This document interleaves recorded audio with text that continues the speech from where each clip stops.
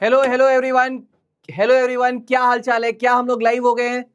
क्या मेरी आवाज सुनाई दे रही है सबको? क्या मेरी आवाज सुनाई दे रही है? Yes yes. हेलो पूजा, क्या मेरी आवाज आ रही है? Yes. Miksha, Samiksha, Alisha, Yami, Anshika, Tanisha, Arneet, yes yes yes. Neha, hello Neha, Bhavika, Mayank, Yashika, Harsh, Kushal, Ayushi. अच्छा 1.0 वाले भी आ गए, वेलकम, आ जाओ। Khushi, yes Khushi, Vamika, Yamini, yes Khushi, again Lakshmi, Mariam, yes yes. Hello hello hello Radhika, yes. Anshu, Kartik, Shagun, Damanpreet, Aditya, क्या हाल चाल है? क्या हाल चाल है सबके? All okay? सब कोई बढ़िया हो एकदम? Sachin, yes Sachin, Sakshi, Vamika, yes yes yes yes. 1.0 वाले भी आ गए, 1.0 का sir. Tanu, Tanu okay, Tanu yes. Janvi, Saurabh, Ishita, Yasmin, Gayatri, Karuna, yes yes yes yes yes. Ayush, Alankriti, चलो चलो चलो चलो चलो। हेलो हेलो हेलो एवरीवन, बहुत बढ़िया बहुत बढ़िया बहुत बढ़िया। अगर सब लोग आ गए हो क्लास में, आज अपना breathing and exchange of gases का लास्ट टॉपिक है। आज अपना लास्ट टॉपिक है। आज ये चैप्टर स्वाहा होने वाला है, तो ये चैप्टर हम लोगों ने ध्यान से पढ़ के खत्म कर लिया है। थोड़ी सी चीजें और बाकी है, फिर ये चैप्टर खत्म है। यस काजल, यस काजल। चलो तो हम लोग क्या कर लेते हैं, सबसे पहले अटेंडेंस लगा लो। सबसे पहले सभी लोग अटेंडेंस लगा दो। सबसे पहले सभी लोग अटेंडेंस लगा दो, जल्दी से सारे बच्चे अटेंडेंस लगा दो, और फिर हम लोग क्लास को स्टार्ट करते हैं। जल्दी से सब लोग अटेंडेंस लगा दो and then we will start the class.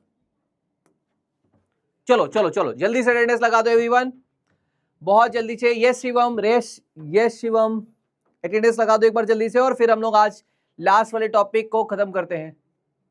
Last वाले टॉपिक जो आज का है वो खत्म करते हैं। यस, लास्ट वाला टॉपिक आज है, फिर चैप्टर खत्म, फिर मॉड्यूल के सारे क्वेश्चन सॉल्व करने होंगे। ठीक है, जो भी क्वेश्चंस आपके मॉड्यूल में है, आज से आपको पूरे question breathing exchange of gases के सॉल्व करने हैं। ठीक है, चलिए स्टार्ट करें, स्टार्ट किया जाए। चलें, yes, should we start the class? चलो चलो, तो ब्रीदिंग एक्सचेंज ऑफ गैसेस में आज है लेक्चर नंबर 9, और इस लेक्चर नंबर 9 पे आज हम लोग क्या पढ़ने वाले हैं? सबसे पहले देखेंगे रिकैप। सबसे पहले जो अपन देखेंगे वो पिछली क्लास का थोड़ा सा रिकैप, ताकि आपको रिवाइज रहे सारा चीज। फिर उसके बाद हम लोग देखेंगे रेस्पिरेटरी डिसऑर्डर्स। आज का जो टॉपिक है वो है रेस्पिरेटरी डिसऑर्डर्स, जो हम लोग को अच्छे से देखना है। और फिर लास्ट में है अपना कुछ AKA, इसका मतलब क्या है? अपने कुछ एड ऑन्स। हम लोग लास्ट में देखेंगे अपने कुछ एड ऑन्स, कुछ ऐसी चीजें जो डायरेक्टली एनसीईआरटी में तो नहीं दी है, बट देखा गया है कि उससे क्वेश्चन आ जाता है, तो उसको हम लोग आज लास्ट में देख लेंगे। अपने कुछ एड ऑन्स भी देख लेंगे, ताकि अपने सारे क्वेश्चंस होने लग जाए। ठीक है, तो आज बस ये 3 चीजें हैं। पहली चीजें है रिकैप, दूसरा है डिसऑर्डर्स, और तीसरा है AKA, अपने कुछ एड ऑन्स। तो जल्दी से स्टार्ट करते हैं। सबसे पहले रिकैप। हम लोगों ने लास्ट क्लास में रेगुलेशन ऑफ रेस्पिरेशन पढ़ा था, बोलो हाँ। रेगुलेशन ऑफ रेस्पिरेशन में हम लोगों ने क्या किया था? हम लोगों ने देखा था regulation of respiration. Last class में हम लोगों ने देखा था रेगुलेशन ऑफ रेस्पिरेशन। ये रेगुलेशन ऑफ रेस्पिरेशन 2 तरीके से हो सकता है। एक होता है बच्चों नर्वस रेगुलेशन, और एक होता है क्या? Chemical regulation. 2 तरीके का रेगुलेशन था, एक नर्वस रेगुलेशन और दूसरा केमिकल रेगुलेशन। बढ़िया है। आगे, नर्वस रेगुलेशन 2 तरीके से हो सकता था, बाय RRC जिसको बोलते हैं रेस्पिरेटरी रिदम सेंटर, और दूसरा होता था बाय PC जिसको बोलते थे न्यूमोटैक्सिक सेंटर। ये तो नर्वस रेगुलेशन था। केमिकल रेगुलेशन की बात करें तो केमिकल रेगुलेशन होता था बाय सेंट्रल कीमो रिसेप्टर्स, और दूसरा केमिकल रेगुलेशन होता था by peripheral chemoreceptors. Central chemoreceptor से भी होता था और पेरिफेरल कीमोरिसेप्टर से भी होता था। ये हम लोगों ने पढ़ा था। अब इसको बारी बारी देखते हैं। सबसे पहले नर्वस रेगुलेशन की बात कर लेते हैं। नर्वस रेगुलेशन में किससे होता है? आरआरसी से। मेनली ये किससे होता है? मेनली होता है आरआरसी से। पूरा नर्वस रेगुलेशन या पूरा ब्रीदिंग में जो पूरा रेस्पिरेशन या ब्रीदिंग की बात कर रहे हैं, इसका जो पूरा रेगुलेशन होता है वो आरआरसी से होता है। अब आरआरसी कहां पे होता है? ये होता है मेडुला ऑफ हाइंड ब्रेन। किस जगह पे है ये? मेडुला ऑफ हाइंड ब्रेन में होता है। दूसरा चीज क्या करता है? नॉर्मल और फोर्सफुल ब्रीदिंग दोनों को कंट्रोल करता है। नॉर्मल और फोर्सफुल ब्रीदिंग ये दोनों चीज को कंट्रोल करेगा। साथ में क्या करता है? रिदम ऑफ ब्रीदिंग को मेंटेन करता है। Maintains rhythm of breathing. Rhythm of breathing को आरआरसी कंट्रोल करता है। नेक्स्ट बात करें पीसी की। पीसी का मतलब है न्यूमोटैक्सिक सेंटर। न्यूमोटैक्सिक सेंटर कहां पे है? पॉन्स ऑफ हाइंड ब्रेन पे। किस जगह पे है? पॉन्स ऑफ हाइंड ब्रेन पे है। ये क्या करता है? Moderate function of RRC by signalling it. ये सिग्नल भेजेगा आरआरसी को और फिर इस वजह से यहां पे चीजें चेंज होगी। इसको और क्या बोलते हैं? इसको बोलते हैं स्विच ऑफ सेंटर। इसको क्या बोलते हैं? पीसी को स्विच ऑफ सेंटर बोलते हैं। ठीक है, देखना पीसी से जो सिग्नल होता है वो रिड्यूस कर देता है ड्यूरेशन ऑफ इनहेलेशन को। पीसी से जो सिग्नल होता है वो रिड्यूस कर देता है ड्यूरेशन ऑफ इनहेलेशन को। इसका मतलब रेट ऑफ ब्रीदिंग बढ़ जाता है। जब ड्यूरेशन ऑफ इनहेलेशन कम हो जाएगा तो रेट ऑफ ब्रीदिंग बढ़ जाएगा। और ये अपने आप नहीं करता, ये सिग्नल भेजता है इसको, इसके थ्रू ये चीजें होगी। ये तो हो गया नर्वस रेगुलेशन। अच्छा ये देखो यहां डायग्रामेटिक भी हम लोगों ने देखा था कि ये मान लो ये वाला जो चीज है ये क्या है? ये है न्यूमोटैक्सिक सेंटर और यहां पे इस जगह पे लोकेटेड है respiratory rhythm centre. Respiratory rhythm centre जहां पे लोकेटेड है उसको बोल रहे हैं मेडुला और न्यूमोटैक्सिक सेंटर जहां पे रेगुलेटेड है, जहां पे प्रेजेंट है, इसको बोल रहे हैं पॉन्स। अब यहां से सिग्नल जाता है, यहां से सिग्नल जाता है कहां से? न्यूमोटैक्सिक सेंटर से सिग्नल जाएगा किसके पास पहुंचेगा? रेस्पिरेटरी रिदम सेंटर के पास। और फिर ये रेस्पिरेटरी रिदम सेंटर क्या करता है? न्यूरॉन्स उसके सिग्नल भेजते हैं डायफ्राम को और इंटरकोस्टल मसल को ताकि रेगुलेट हो सके रेस्पिरेशन को। रेस्पिरेशन को इस तरीके से रेगुलेट करता है। ये सिग्नल भेजेगा इसको और ये सिग्नल भेजेगा किसको? डायफ्राम को और इंटरकोस्टल मसल को ताकि रेस्पिरेशन रेगुलेट हो सके। ये तो था नर्वस रेगुलेशन, है ना। इसी के बाद हम लोगों ने पढ़ा था, इसी के बाद पढ़ा था केमिकल रेगुलेशन। सेकंड जो अपना था, सेकंड बच्चों जो था, सेकंड था केमिकल रेगुलेशन। केमिकल रेगुलेशन दो चीजों की वजह से होता है। दो चीज थे वहां पे, एक तो सेंट्रल कीमोरिसेप्टर्स। एक पहला जो पढ़ना था वो पढ़ना था सेंट्रल कीमोरिसेप्टर्स। सेंट्रल कीमोरिसेप्टर कहां पे है? मेडुला पे है। मेडुला मतलब एडजेसेंट टू आरआरसी। जो आरआरसी था ना उसके जस्ट बगल में प्रेजेंट होता है सेंट्रल कीमोरिसेप्टर्स। ये क्या करता है? ये सेंसिटिव होता है CO2 और H+ आयन के कॉन्सेंट्रेशन के लिए। CO2 और H+ आयन अगर बढ़ जाए, कहां पे बढ़ जाए? सेरिब्रो स्पाइनल फ्लूइड में। कहां पे बढ़ जाए? सेरिब्रो स्पाइनल फ्लूइड में। फिर से मेडुला में आरआरसी के बगल में प्रेजेंट होता है सेंट्रल कीमोरिसेप्टर्स। ये तब एक्टिवेट हो जाता है, ये सेंसिटिव उसके लिए होता है। किसके लिए? CO2 और H+ आयन के लिए। ये दोनों अगर सेरिब्रो स्पाइनल फ्लूइड में बढ़ जाएगा तो ये एक्टिवेट हो जाएगा। एक्टिवेट होने पे क्या करता है? एक्टिवेट होने पे सिग्नल भेजेगा आरआरसी को ताकि ब्रीदिंग रेट बढ़ सके। ब्रीदिंग रेट बढ़ा देता है ताकि ये सिग्नल भेज के आरआरसी को। ये तो था सेंट्रल कीमोरिसेप्टर्स। ऐसे ही पेरिफेरल कीमोरिसेप्टर्स होता है।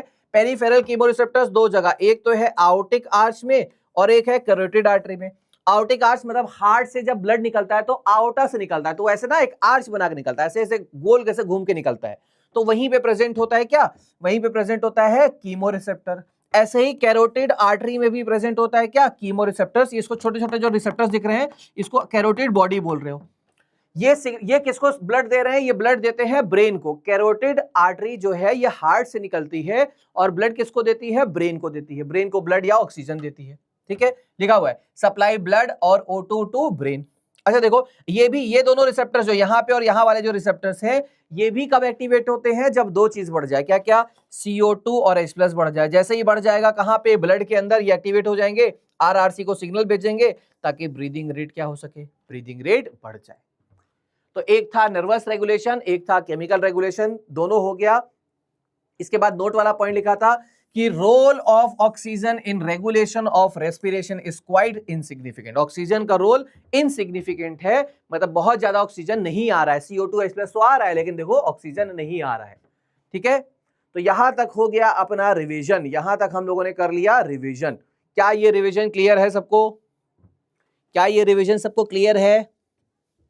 आगे चला जाए, आज्ञा है बोलो, जल्दी से बता दो एक बार।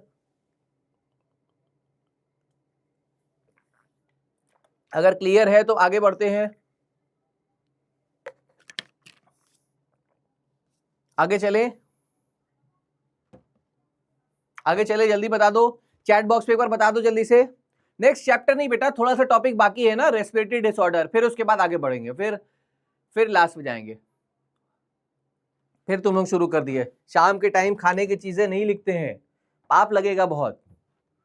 राजमा चावल लिख रहा है, बताओ, अच्छा खासा पढ़ाई हो रहा है और वो सर का माइंड डाइवर्ट कर रहा है राजमा चावल लिख के। मत करो, शुरू मत करो, अब भी तो मत करो, इस टाइम तो एकदम नहीं, ये टाइम तो एकदम नहीं। आगे चले, आगे चले, चलो चलो चलो। अब हम लोग पढ़ेंगे रेस्पिरेटरी डिसऑर्डर्स। ध्यान से देखो, अब हम लोग जो पढ़ेंगे वो पढ़ेंगे रेस्पिरेटरी डिसऑर्डर्स। ठीक है, रेस्पिरेटरी डिसऑर्डर में जो पहला डिसऑर्डर है, रेस्पिरेटरी डिसऑर्डर में जो पहला डिसऑर्डर है उसका नाम है अस्थमा। उसका नाम क्या है? उसका नाम है अस्थमा। ध्यान रखेंगे, जो पहला डिसऑर्डर पढ़ रहे हैं रेस्पिरेटरी डिसऑर्डर में, इसका नाम है अस्थमा। ध्यान रखना, इसका नाम है अस्थमा। फर्स्ट है ये, इसका नाम है अस्थमा।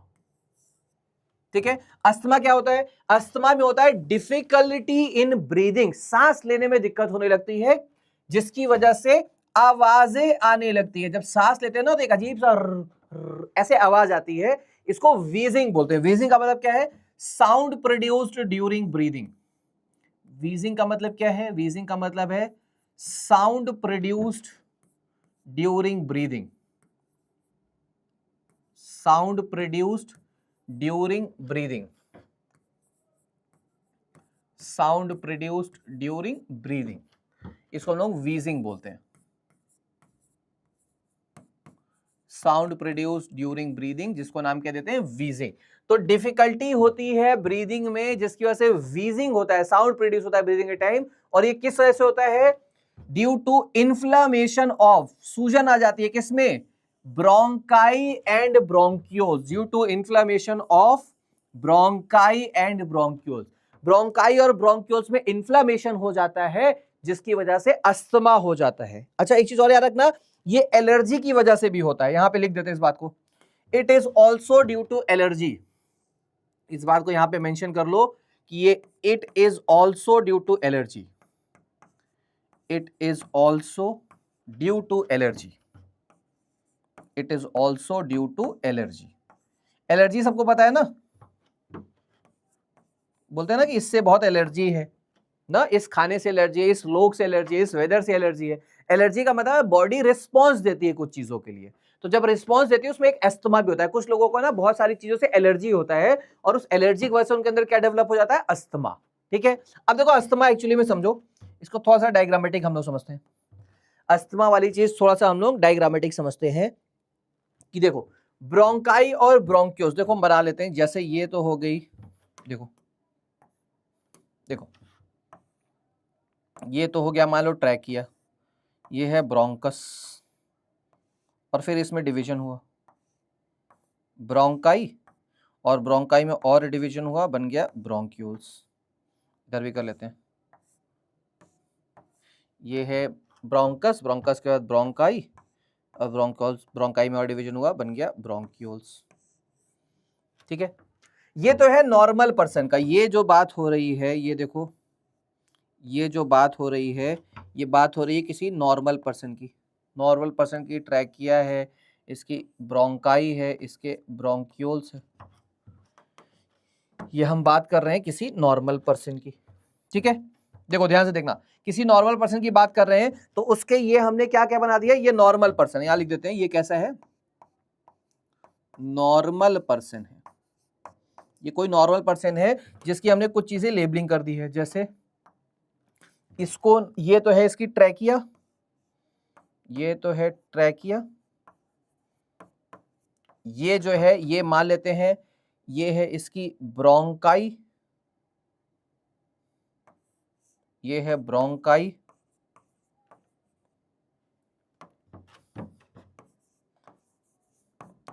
और ये है ब्रोंक्यूल्स।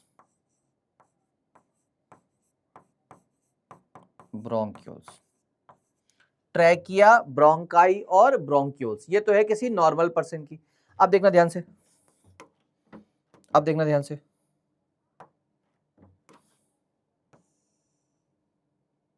देखो अब क्या हो जाता है, अब इस पर्सन की फिर से ये ट्रैकिया, ब्रोंकाई, ब्रोंक्यूल्स बना लेते हैं। इस पर्सन की फिर से हम लोग बना लेते हैं, क्या पर्सन की बना लेते हैं, रुक जाओ रुक जाओ रुक जाओ, हाँ, छोटा सा और डिवीजन कर लेते हैं।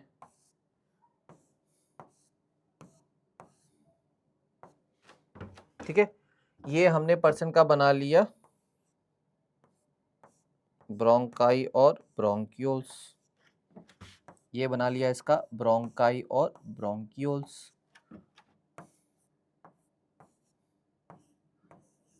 ब्रोंकाई और ब्रोंक्यूल्स, देखो अब देखो होता क्या है, ये वो पर्सन है जिसको अस्थमा हो गया, ये वो पर्सन है जिसको क्या हो गया, अस्थमा, ये वो पर्सन है जिसको हो गया है अस्थमा। अब होता क्या है इसमें, होता क्या है इसमें, इनकी ध्यान रखना, इनकी जो ब्रोंकाई और ब्रोंक्यूल्स है, इनकी ब्रोंकाई में देखो डिपोजिशन हो जाएगा, ये देखो ऐसे चीजें इकट्ठा हो जाती है, इनकी ब्रोंक्यूल्स में भी डिपोजिशन हो जाएगा, देखो ब्रोंकाई और ब्रोंक्यूल्स में ऐसे डिपोजिशन हो जाता है, दिख रहा है, ऐसे डिपोजिशन, सब्सटेंस का डिपोजिशन हो जाएगा, इनकी ब्रोंकाई और ब्रोंक्यूल्स जो है इसमें डिपोजिशन हो जाएगा। ये देखो लेबलिंग कर देते हैं, ये है इसकी ट्रैकिया, ट्रैकिया, ये है इसकी ब्रोंकाई, ये मान लो ब्रोंकाई है,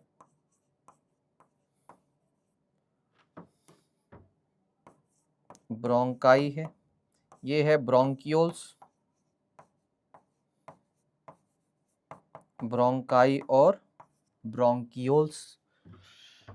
अस्थमा, ये नॉर्मल पर्सन है और वो पर्सन है जिसको अस्थमा हो गया। अच्छा इसको कट करके देखें, जैसे ये ट्यूब मान लो, जैसे ये मान लो ट्यूब है, ये मान लो उसकी ब्रोंक्यूल है, तो ब्रोंक्यूल को ऐसे कट कर रहे हो और सामने से दिखा रहे हैं तो गोल दिखेगा ना, ऐसे सर्कुलर दिखेगा। ये इसकी मान लो क्या है, ये है इसकी ब्रोंक्यूल, तो ब्रोंक्यूल को ऐसे सामने से कट कर रहे हैं और कट करने के बाद इसको ऐसे दिखा रहे हैं तो गोल से दिखेगा, ऐसे ट्यूब टाइप का। देखो इसका पहले बनाते हैं, नॉर्मल पर्सन का बनाते हैं,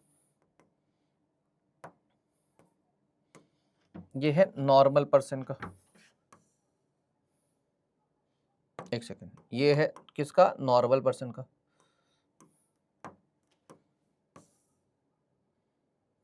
देखो ये जो है ना, ये नॉर्मल पर्सन का क्या है, ये नॉर्मल पर्सन का है ब्रोंक्यूल, ऐसा दिख रहा है। जबकि इसकी बात करें, इसकी बात करें तो ये नॉर्मल पर्सन का ब्रोंक्यूल तो है, लेकिन इसमें क्या हो जाता है, इसमें हो जाता है डिपोजिशन, और डिपोजिशन होने के बाद कुछ ऐसा दिखता है, देखो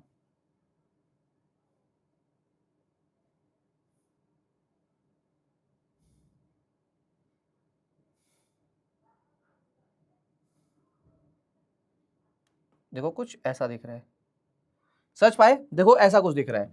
तो यहां पे देखो ये ल्यूमेन बड़ा होता है, यहां पे आराम से एयर जा सकती है, इसको ल्यूमेन बोल रहे हैं बच्चों, ये जो चीज है ना इसको बोल रहे हैं ल्यूमेन। यहां पे ल्यूमेन वाइड होता है, बड़ा होता है, कहां पे, जो नॉर्मल पर्सन है उसकी बात कर रहे हैं, ये जो है नॉर्मल पर्सन की बात कर रहे हैं। और जो अस्थमा वाले पेशेंट है, इसका ये जो ल्यूमेन है वो नैरो हो जाता है, जहां से एयर जा रही है उसको ल्यूमेन बोल रहे हैं, ल्यूमेन नैरो हो गया। क्यों नैरो हो गया, क्योंकि यहां पे चीजें डिपोजिशन होने लगा, फैट इकट्ठा हो गया, कोलेस्ट्रॉल हो गया, फैट हो गया, इसके अलावा क्या हो गया, कोलेस्ट्रॉल हो गया, इसके अलावा और क्या इकट्ठा हो जाता है, म्यूकस इकट्ठा हो जाता है, ये सब चीजें एक्सेट्रा, ऐसी चीजें इकट्ठा हो जा रही है।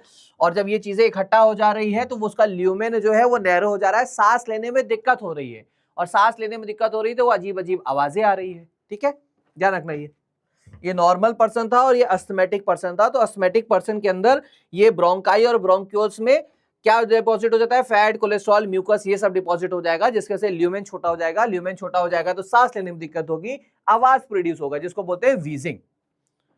इसको जल्दी से लिख लो, जल्दी से लिख लो। ये है अपना पहला डिसऑर्डर, अस्थमा। फर्स्ट डिसऑर्डर है अपना ये अस्थमा, जल्दी लिख लो।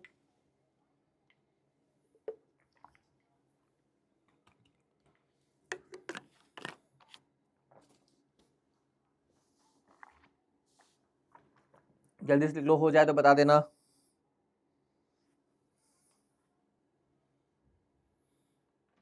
हो गया, हो गया? कुछ कह रहे हो? बोलो बोलो, क्या कह रहे हो? कुछ कह रहे हो? चलो चलो, डन डन डन। व्हीजिंग का मतलब आवाज प्रोड्यूस होती है ना, जब सांस लेते हो तो घरघराहट होती है, अजीब सी आवाज, जैसे सांस लेते हो तो अजीब अजीब आवाज प्रोड्यूस होती है, ऐसा लगता है कि कुछ फंसा फंसा सा गले में। तो वो चीज होती है किसकी वजह से? वो चीज होती है फैट, कोलेस्ट्रॉल, म्यूकस, ये सब इकट्ठा हो जाता है ब्रोंकाई और ब्रोंकियोल्स में, ठीक है? तो ये हो गया पहला अस्थमा। दूसरा डिसऑर्डर जो पढ़ेंगे वो है एम्फाइसीमा। दूसरा डिसऑर्डर जो पढ़ने जा रहे हैं वो डिसऑर्डर कौन सा है? वो डिसऑर्डर है एम्फाइसीमा। सेकेंड डिसऑर्डर जो है वो है एम्फाइसीमा, लिख लेते हैं। सेकेंड डिसऑर्डर है एम्फाइसीमा, लिख लो। Second disorder is emphysema. Emphysema में क्या होता है, इसको ध्यान से समझ लो। एम्फाइसीमा पहली चीज क्या है? एक क्रोनिक डिसऑर्डर है। एम्फाइसीमा क्या है? क्रोनिक डिसऑर्डर है। अब ये ध्यान समझ लो, क्रोनिक का मतलब क्या होता है? जो क्रोनिक का मतलब लॉन्ग लास्टिंग इफेक्ट होता है। क्रोनिक का मतलब होता है लॉन्ग लास्टिंग इफेक्ट, लंबे समय तक जो चले वो क्रोनिक है। ऐसा नहीं कि आज हुआ, जैसे कभी कभी फीवर होता है ना, जैसे आज हुआ और कल नहीं है, तो वो क्रोनिक में नहीं आएगा। आज है, कल नहीं है, परसों नहीं है, तो वो क्रोनिक में नहीं आएगा। लेकिन कुछ ऐसी चीजें जो एक बार हो गई तो लंबे समय तक चलेगी, वो क्रोनिक डिसऑर्डर में आता है, उसमें एम्फाइसीमा है। तो it is a chronic disorder, मतलब है लॉन्ग लास्टिंग इफेक्ट होता है इसका, लंबे समय तक चलता है, ये लॉन्ग लास्टिंग इफेक्ट होता है। इन विच होता क्या है? एल्वियोलर वॉल डैमेज हो जाती है, जिसकी वजह से रेस्पिरेटरी सरफेस डिक्रीज हो जाता है। एल्वियोलर वॉल डैमेज हो जाएगी, उससे क्या होगा? रेस्पिरेटरी सरफेस डिक्रीज हो। एल्वियोलाई ही तो एक्सचेंज करती थी गैस की, और एल्वियोलाई की वॉल ही जब खराब हो जाएगी तो गैसेस का एक्सचेंज नहीं होगा, डैमेज हो जाएगा। और इसका जो one of the main reason होता है, वो मेन रीजन क्या होता है? वो मेन रीजन होता है सिगरेट स्मोकिंग। ध्यान रखेंगे, cigarette smoking one of the main reason हो जाता है इस एम्फाइसीमा का। अगर ये एम्फाइसीमा हम लोग देखें, एम्फाइसीमा ना, अगर हम लोग इसको समझे थोड़ा सा, देखो एम्फाइसीमा थोड़ा सा समझाने की कोशिश करते हैं। देखो एम्फाइसीमा हम लोग समझने की कोशिश करते हैं, ठीक है? देखो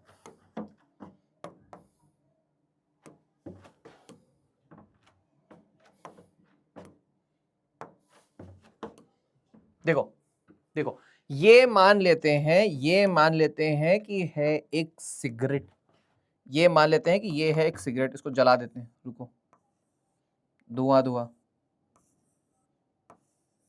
ठीक है, इससे धुआं निकल रहा है। ये क्या है? ये है एक सिगरेट। ध्यान से देखना एम्फाइसीमा में क्या हो रहा है, इसको ध्यान से देखना।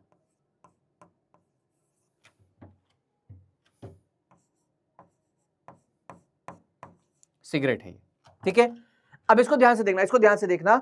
अब होता क्या है, जो लोग सिगरेट स्मोकिंग करते हैं उनके ब्लड में कार्बन डाइऑक्साइड और कार्बन मोनोऑक्साइड थोड़ा ज्यादा मिलेगा। जो भी सिगरेट स्मोकिंग करेंगे ना बच्चों, उनके ब्लड के अंदर कार्बन डाइऑक्साइड और कार्बन मोनोऑक्साइड थोड़ा ज्यादा मिलेगा। इनके अंदर क्या होगा? इनके अंदर क्या होगा? इनके अंदर ध्यान रखेंगे, कार्बन डाइऑक्साइड और कार्बन मोनोऑक्साइड थोड़ा ज्यादा मिलेंगे। लिख लेते हैं, CO2 and CO, carbon dioxide और carbon monoxide, CO2 and CO more in blood, more in blood. Blood के अंदर कार्बन डाइऑक्साइड और कार्बन मोनोऑक्साइड थोड़ा सा ज्यादा मिलने लगेंगे। अब इसके ज्यादा मिलने से क्या होता है? इसके ज्यादा मिलने से सेल के अंदर एक चीज होता है जिसको सुसाइडल बैग बोलते हैं। सेल के अंदर एक चीज होता है जिसको सुसाइडल बैग बोलते हैं। कौन बताएगा? सेल में जो सुसाइडल बैग होता है उसको बोलते क्या है? बता दो, सेल के अंदर जो सुसाइडल बैग है उसको बोलते क्या है? कौन बताएगा? सेल के अंदर जो सुसाइडल बैग है उसको बोलते क्या है? सेल के अंदर जो सुसाइडल बैग है इसको बोलते क्या है?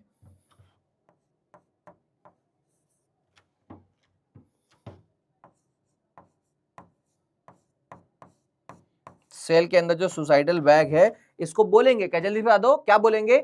लाइसोसोम। Very good. तो जब कार्बन डाइऑक्साइड और कार्बन मोनोऑक्साइड बढ़ जाता है तो लाइसोजाइम ब्लड में एक्टिव हो जाता है, lysozyme becomes more active.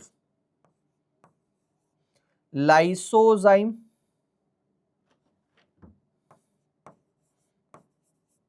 Lysozyme जो, अच्छा ठीक देखते हैं, लाइसोसोम, पहले lysosome, lysosome becomes more active, lysosome becomes more active, यहां लिख लेते हैं लाइसोसोम बिकम्स मोर एक्टिव,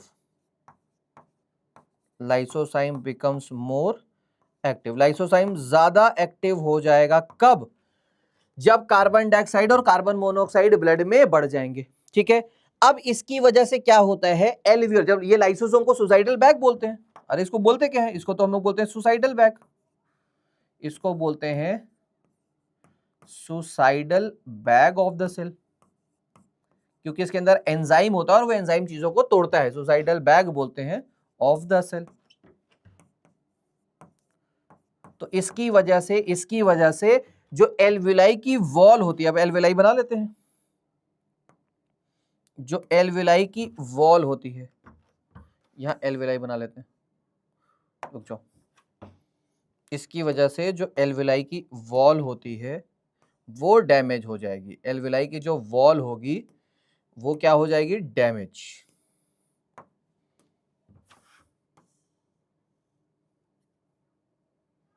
ये मान लेते हैं एल्विलाई है और इसकी वॉल जो है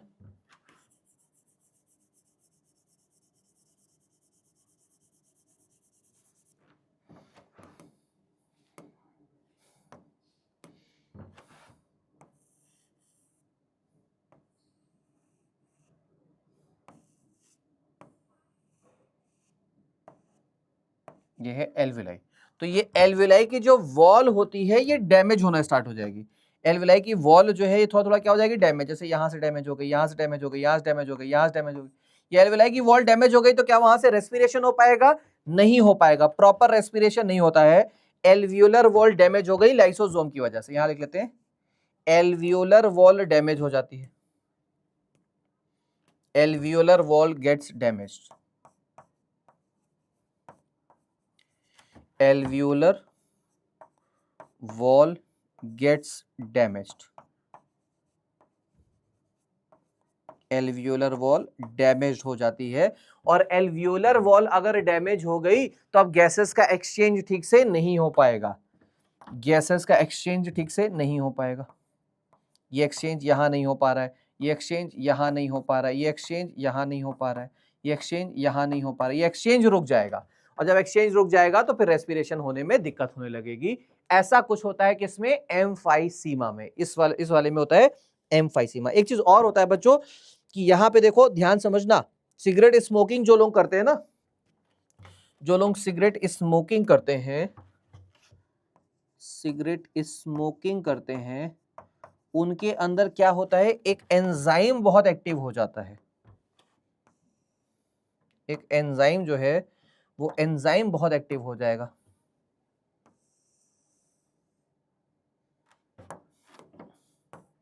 ध्यान रखेंगे, उनके अंदर एक एंजाइम जो है वो बहुत एक्टिव हो जाएगा। और वो एंजाइम कौन सा है?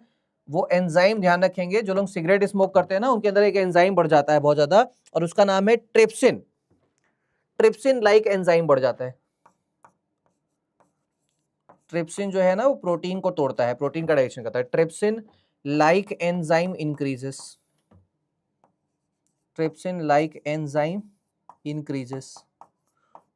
और ये ट्रिप्सिन लाइक एंजाइम जब बढ़ जाता है, ये ट्रिप्सिन लाइक एंजाइम जब बढ़ जाता है तो ये सीधे सीधे क्या करता है?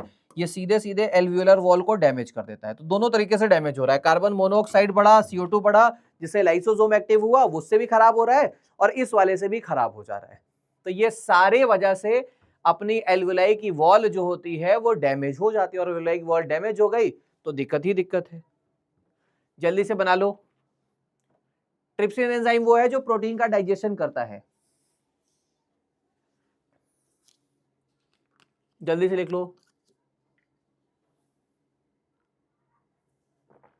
सारी चीजें बना लो।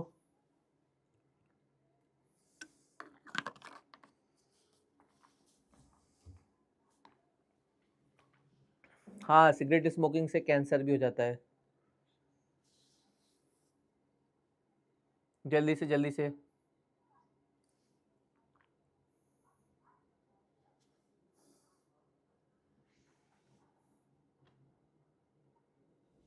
हो गया, बना लो, इसको बना लो।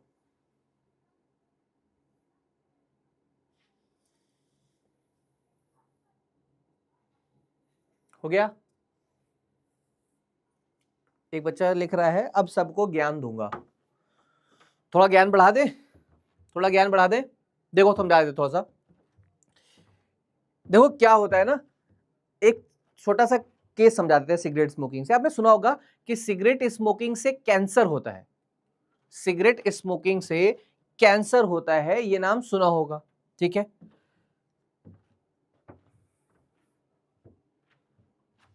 ट्रिप्सिन है ये, रुको इसको सही कर लेते हैं, ये है ट्रिप्सिन, ट्रिप्सिन है ये, ठीक है। आपने एक नाम सुना होगा, आपने एक नाम सुना होगा कि सिगरेट स्मोकिंग से कैंसर हो जाता है। कैसे होता है, थोड़ा हालांकि ये 12 की चीज है बट यहीं पे जान लो। हमारी बॉडी के अंदर कुछ जीन्स होते हैं। जीन्स क्या होते हैं? बॉडी के जो फंक्शन को कंट्रोल करते हैं उनको जीन्स बोलते हैं। हमारी बॉडी में जो भी फंक्शन है इसके कंट्रोल करने वाले को क्या बोलते हैं? जीन्स बोलते हैं। तो हमारी बॉडी में कुछ जीन्स होते हैं, उसमें से कुछ एक जीन का नाम है प्रोटोऑन्कोजीन। उसमें से कुछ एक जीन का नाम है जिसका नाम है प्रोटोऑन्कोजीन। ये जीन हम सब की बॉडी में, हमारी बॉडी में, आपकी बॉडी में, पेरेंट्स की बॉडी में, दोस्तों की बॉडी में, सबकी बॉडी में ये प्रोटोऑन्कोजीन होता है, बट ये इनएक्टिवेटेड होता है, मतलब ये काम नहीं करता। होता सबके अंदर है लेकिन ये काम नहीं करेगा, ध्यान रखना। होता सबके अंदर है लेकिन ये काम नहीं करेगा। अब क्या होता है कि जब कोई सिगरेट स्मोकिंग करता है तो इसके अंदर कुछ केमिकल्स होते हैं। वो केमिकल्स क्या करते हैं, वो जाके उस प्रोटोऑन्कोजीन को एक्टिवेट कर देंगे, उसको स्टार्ट करा देंगे। और अगर प्रोटोऑन्कोजीन गलती से एक्टिवेट हो गया तो सेल का लगातार रैपिड मल्टीप्लिकेशन होना स्टार्ट हो जाएगा। सेल रुकेगी ही नहीं, सेल लगातार डिवाइड करती जाएगी, लगातार डिवाइड करती जाएगी। और सेल अगर लगातार डिवाइड कर गई, ढेर सारे मासेस ऑफ सेल बना ली, उसी को बोल देते हैं कैंसर। उसी को नाम क्या देते हैं? कैंसर। और कैंसर अगर हो गया तब फिर ठीक होने के चांसेस बहुत कम होते। देखा है, कैंसर जब बढ़ जाता है तो दिक्कत होने लगती है। तो ये ज्ञान भी ध्यान रखना। ये ज्ञान क्या है कि सिगरेट स्मोकिंग से हमारे अंदर एक जीन होता है जिसका नाम है प्रोटोऑन्कोजीन, वो एक्टिवेट हो जाता है। अगर वो एक्टिवेट हो गया तब फिर कैंसर हो गया, फिर कुछ नहीं कर सकते, फिर पछताने के लिए बहुत लेट हो जाता है। ठीक है, ये चीज ध्यान रखना। ये कुछ ऐसा समझ लो, ये ऐसा एनालॉजी है, ये ऐसा है कि आप ऐसे समझ लो कि आपको एक कमरे में बंद कर दिया गया। ध्यान समझना, एक कमरे में बंद कर दिया गया और उस कमरे की सारी लाइट को ऑफ कर दिया गया। आप एक कमरे में बंद कर दिया गया, अंधेरा कमरा है, पिच ब्लैक है, और उस कमरे की सारी लाइट्स को ऑफ कर दिया गया, आपको कुछ भी नहीं दिख रहा है। अब उस कमरे में एक किसी दूसरे पर्सन को भेज दिया गया और वो दूसरे पर्सन के हाथ में एक मशीन गन दे दी। एक दूसरा पर्सन आ गया, आप तो थे ही, और उनके हाथ में क्या, एक मशीन गन है और उसमें गोलियां लगी हुई है। अब उसने क्या किया ना, उसने फायर करना स्टार्ट किया। अंधेरे में उसको कुछ भी नहीं दिख रहा है तो उसने फायर करना स्टार्ट किया। और फायर करते करते करते करते ऐसा भी हो सकता है, ऐसा भी हो सकता है कि पहली ही गोली मारी और सीधे जाके आपको लग गई, पॉसिबिलिटी है। या ऐसा भी हो सकता है कि पूरी मैगजीन खाली कर दी, पूरी गोली खाली कर दी और एक भी नहीं लगी, इधर उधर वॉल्स पे लग गई और आप भागते रह गए और अब बच गए, एक भी गोली नहीं लगी। सेम ऐसे यहां भी होता है।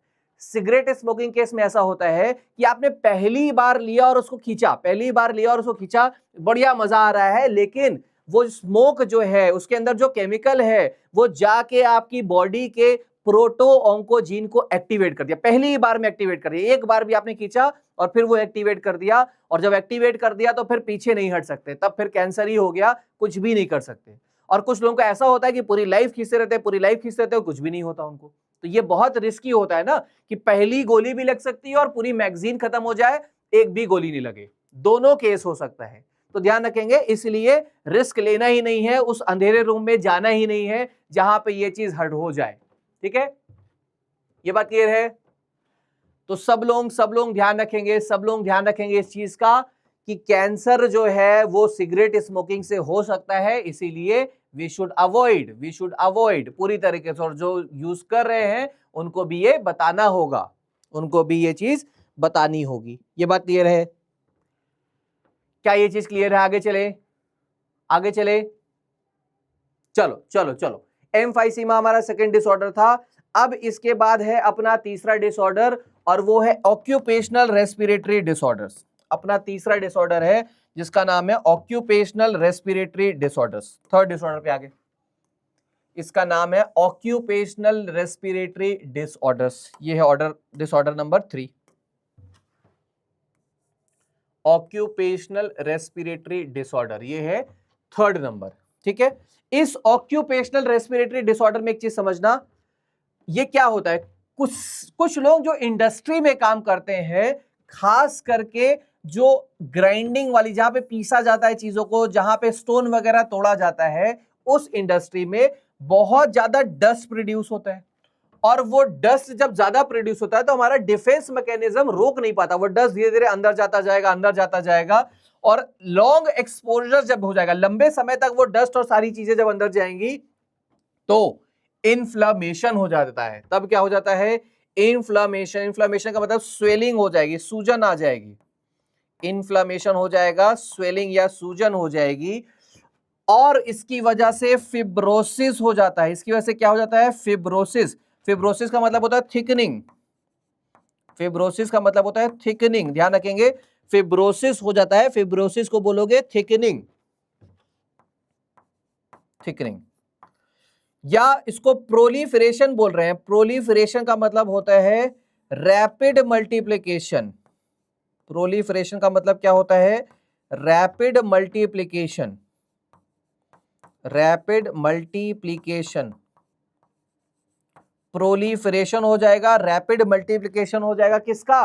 फाइब्रस टिश्यू का। याद रखेंगे, कुछ लोग इंडस्ट्री में जो काम करते हैं, खास करके ग्राइंडिंग या स्टोन ब्रेकिंग वाली इंडस्ट्री में, उसमें डस्ट उनकी बॉडी के अंदर लगातार जाता जाएगा, हमारी बॉडी कोप अप नहीं कर पाएगी। इसकी वजह से सूजन आ जाती है, फिब्रोसिस हो जाता है, मतलब थिकनिंग हो जाएगा। थिकनिंग क्यों होता है? क्योंकि रैपिड मल्टीप्लिकेशन होता है फिब्रस टिश्यू का, और उसकी वजह से लंग्स में सीरियस डैमेज हो जाएगा, सांस लेने में बहुत दिक्कत होने लगेगी, लंग्स में सीरियस डैमेज हो जाएगा। ऐसे वर्कर को बोला जाता है कि क्या करें? वियर प्रोटेक्टिव मास्क, मास्क लगा काम करें, ताकि ये छोटे छोटे पार्टिकल्स जो हैं ये लंग्स में ना पहुंच पाए, लंग्स में स्वेलिंग ना हो पाए।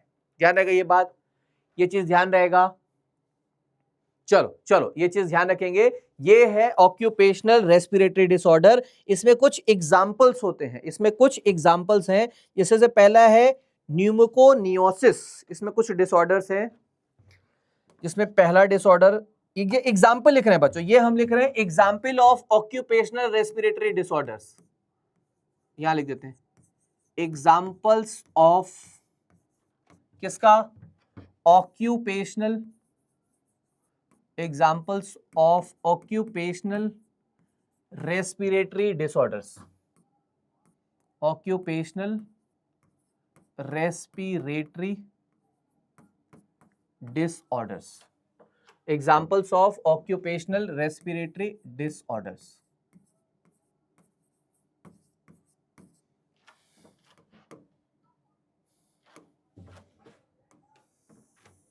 Examples of occupational respiratory disorder, जिसमें से ए जो एग्जाम्पल है, ए जो एग्जाम्पल है वो एक नाम याद रखेंगे, उसका नाम है न्यूमोकोनियोसिस। उसका नाम याद रखेंगे न्यूमोकोनियोसिस।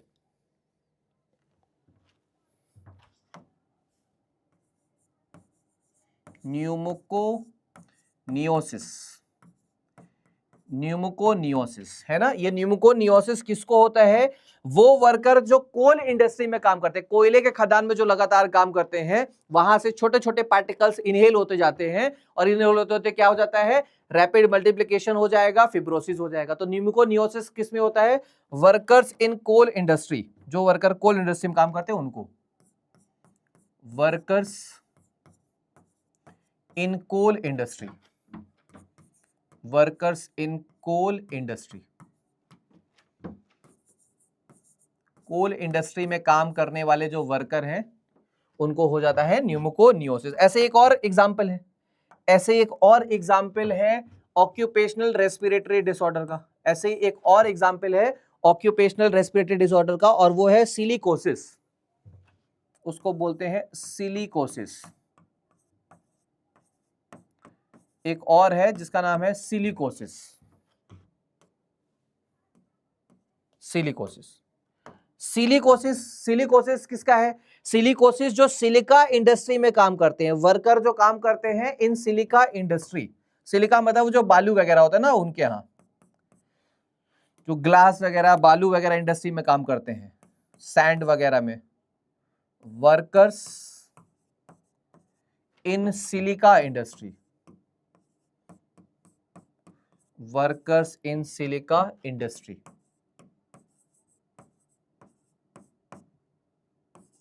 जो सिलिका इंडस्ट्री में वर्कर काम करते हैं उनको हो जाता है सिलिकोसिस। नेक्स्ट, ऐसे ही एक और, ये सब एग्जांपल्स लिख रहे हैं ऑक्यूपेशनल रेस्पिरेटरी डिसऑर्डर के। ऐसे एक और नाम याद रखेंगे और वो है एस्बेस्टियोसिस, एस्बेस्टियोसिस। जो नेक्स्ट डिसऑर्डर है वो है एस्बेस्टियोसिस। एस्बेस्टियोसिस वो वर्कर जो सफेद पत्थर, छोटे छोटे सफेद पत्थर होते हैं जिनको तोड़ तोड़ के अलग अलग चीजें बनाई जाती है, वो छोटे छोटे ना घर पे वो क्या बोलते हैं उसको, मूर्ति वगैरह ये सब चीजें बनाते हैं, सफेद पत्थर जिसको बोलते हैं, वो एस्बेस्टोस है। तो उनको तोड़ने से जो चीज निकलती है और फिर लगातार लंग्स में इनहेल हो जाता है, वो है एस्बेस्टियोसिस। ये किस में है? वर्कर्स इन एस्बेस्टोस इंडस्ट्री, जो एस्बेस्टोस इंडस्ट्री में काम कर रहे हैं, workers in asbestos industry, workers in asbestos industry. Asbestos का मतलब है वो सफेद पत्थर जो होते हैं, ठीक है, यहां लिख लेते हैं, व्हाइट स्टोन जो होते हैं उनकी बात हो रही है, उनको एस्बेस्टोस बोलते हैं, ठीक है। ऐसे ही एक और है, ये सब कुछ नाम है ऑक्यूपेशनल रेस्पिरेटरी डिसऑर्डर के, बस के नाम थोड़ा थोड़ा ध्यान रखना, ठीक है। ऐसे एक और नाम है और वो है बाइसिनोसिस, बाइसिनोसिस एक नाम है और है वो है बाइसिनोसिस। बाइसिनोसिस किसको होता है? बाइसिनोसिस उन लोगों को होगा जो कॉटन फाइबर्स को इनहेल करते हैं, लगातार वो कपड़े बनाने वाली इंडस्ट्रीज में कॉटन होते हैं छोटे छोटे, और उसमें काम करते करते कॉटन अंदर चलता जाएगा, अंदर जाता जाएगा, फिब्रोसिस हो जाएगा, प्रोलिफरेशन हो जाएगा, रैपिड मल्टीप्लिकेशन हो जाएगा, और फिर तमाम तरह की दिक्कतें लंग्स में स्टार्ट हो जाएगी। तो बाइसिनोसिस किसको होता है? वर्कर्स इन कॉटन इंडस्ट्री, ये होता है workers in cotton industry, workers in cotton industry, जो कॉटन इंडस्ट्री में वर्कर काम करते हैं उनको हो जाता है क्या? बाइसिनोसिस। लिख लो, लिख लो। तो ये सब है कुछ एग्जांपल्स ऑक्यूपेशनल रेस्पिरेटरी डिसऑर्डर्स, किसको लिख लो जल्दी से। ये सारे 1 मिनट का, रुको टाइमर लगा दे रहे हैं, टाइमर लगा दे रहे हैं सबको। 3 मिनट का ब्रेक है, 3 मिनट का ब्रेक है, उसमें ये सारी चीजें लिख लो। 3 मिनट का ब्रेक है, ये सारी चीजें लिख लो जल्दी से। 3 मिनट के ब्रेक में सारी चीजें लिख लो।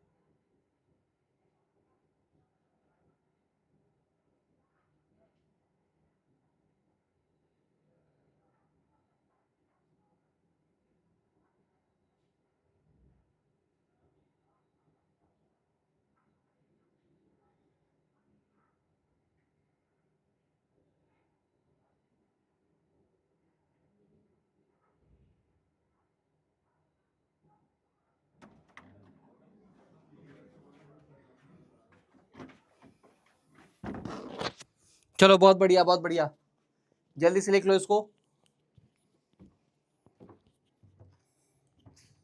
जल्दी से लिख लो, आगे चला जाए। चलो चलो कुछ आगे चलते हैं, आगे चलते हैं। तो अपने एग्जाम्पल्स हो गए किसके, ऑक्यूपेशनल रेस्पिरेटरी डिसऑर्डर्स के, अपने ये 4 एग्जाम्पल्स हो गए, ये याद रखना, ठीक है। इनके नाम डायरेक्टली मैचिंग वाले क्वेश्चन से आ जाते हैं। इसके बाद अपने कितने डिसऑर्डर्स हो गए, 3 डिसऑर्डर हो गए। थर्ड था ऑक्यूपेशनल रेस्पिरेटरी डिसऑर्डर, जिसके ये एग्जाम्पल्स थे। अब फोर्थ आ गया अपना, ये फोर्थ आ गया ब्रोंकाइटिस। फोर्थ डिसऑर्डर जो है वो क्या है, ब्रोंकाइटिस, ध्यान रखेंगे। अपना चौथा डिसऑर्डर आ गया है जिसका नाम है ब्रोंकाइटिस। अब इसमें क्या होता है, देखो इसमें क्या होता है, ब्रोंकाई जो होती है, देखो इसमें लिखा हुआ है it is a disorder of bronchi, नामी है ब्रोंकाइटिस, मतलब किसका डिसऑर्डर है, ब्रोंकाई का डिसऑर्डर है। होता क्या है, there is a regular swelling, swelling हो जाती है किसके अंदर, किसके अंदर, ब्रोंकाई के अंदर। किसके अंदर स्वेलिंग हो जाएगी, ब्रोंकाई के अंदर स्वेलिंग हो जाएगी, जिसकी वजह से रेगुलर कफिंग होने लगती है। रेगुलर कफिंग होगी, साथ में इचिंग भी होती है, वो चुभन होती है गले में ना, गले में अंदर लंग्स की तरफ ना अजीब सी चुभन होगी और कफिंग होने लगती है, किसमें, ब्रोंकाइटिस में, ठीक है। एक और डिसऑर्डर है, एक और डिसऑर्डर है जिसका नाम है राइनाइटिस, एक और डिसऑर्डर है जिसका नाम है राइनाइटिस। अपना 5वां डिसऑर्डर है जिसका नाम है राइनाइटिस, ठीक है। राइनाइटिस में क्या होता है, सिंपल है, इन्फ्लेमेशन हो जाता है नेसल ट्रैक्ट का। जो नेसल ट्रैक्ट होते थे ना, नेसल पैसेज, नेसल चेंबर, वो जो नेसल ट्रैक्ट पूरा होता था, वहां पे क्या हो जाएगा, इन्फ्लेमेशन। तो इसमें छोटा छोटा है ये ब्रोंकाइटिस, याद रखना, ब्रोंकाई में, नाम ही बता रहा है ब्रोंकाइटिस, मतलब ब्रोंकाई में दिक्कत है, उसमें रेगुलर स्वेलिंग हो जाएगी जिसकी वजह से कफिंग होता है और इचिंग होने लगता है। और राइनाइटिस का मतलब है नेसल ट्रैक्ट में क्या हो गया, नेसल ट्रैक्ट में हो गया इन्फ्लामेशन, नेसल ट्रैक्ट में क्या हो गया, इन्फ्लामेशन। क्या ये क्लियर है? यहां से यहां से यहां से यहां से हम लोगों ने एनसीईआरटी को पूरे अच्छे तरीके से पढ़ लिया है। अब अपना चैप्टर ये खत्म है, लेकिन इसके अलावा कुछ अपने को एड ऑन्स देखने होंगे। तो अपने कुछ एड ऑन्स हम लोग देखेंगे यहाँ पे। चैप्टर खत्म हो गया है, कुछ एनसीईआरटी के बाहर की चीजें जो क्वेश्चंस में आ जाती है उसको भी खत्म कर लेते हैं। अपने कुछ एड ऑन्स को देख लेते हैं, अपने कुछ एड ऑन्स, कुछ एक्स्ट्रा चीजें जो कि जरूरी है, जो आपको आनी ही चाहिए, ठीक है, जिससे क्वेश्चंस आ जाते हैं। तो अपने कुछ एड ऑन्स में ऐसा करते हैं, चैप्टर तो खत्म हो गया है, और जब चैप्टर खत्म हो गया है तो अपन चलते हैं थोड़ा घूमने। चैप्टर जब खत्म हो गया है तो अपन चलते हैं थोड़ा सा घूमने। घूमने कहां पे चलेंगे, पहाड़ों पे चलेंगे। घूमने कहां पे चल रहे हैं, पहाड़ पे चल रहे हैं। ये ऐसे ऐसे, ये अपन आगे किस पे, अपन चलते हैं पहाड़ों पे घूमने।